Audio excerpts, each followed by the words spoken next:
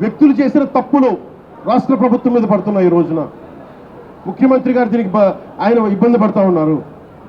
అధికారులు, టీటీడీ అధికారులు, టీటీడీ పాలకా మండలి, EO, additional EO Venkayya Chowdary గారు, మీరు బాధ్యత వహించాలి. వీటికి తప్పులు జరిగినాయి.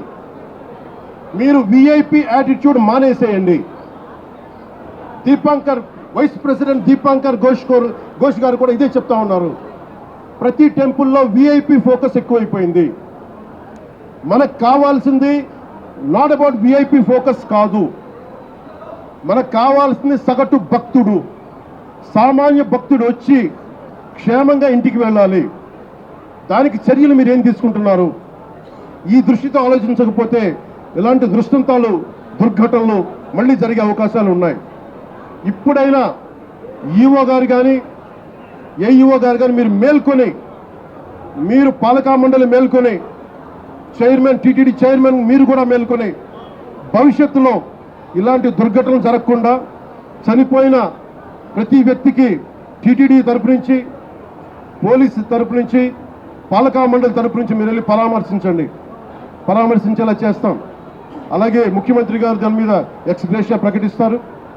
అంతేకాకుండా క్షతగాత్రులైన వాళ్ళందరికీ కూడా నేను ఒకటే మాట ఇచ్చాను. మీరు క్షమించమని మనస్ఫూర్తిగా 2 చేతులెత్తి ప్రతి ఒక్కరిని అడిగాను, వారి కుటుంబ సభ్యులను అడిగాను. అలాగే మీరు నయమయ్యాక, చికిత్స పూర్తయ్యాక మిమ్మల్ని టీటీడీకి మళ్ళీ స్వామివారి దర్శనం చేయించి మళ్ళీ మిమ్మల్ని ఇంట్లో దింపుతామని తెలియజేసిన వాళ్ళందరికీ ఈ బాధ్యత రాష్ట్ర ప్రభుత్వం తీసుకుంటుంది. ఇది కలెక్టర్ గారికి కూడా ప్రత్యేకంగా నేను తెలియజేస్తా ఉన్నాను. ఇది ఇంకెప్పటికీ ఇలాంటి సంఘటనలు జరగకూడదు.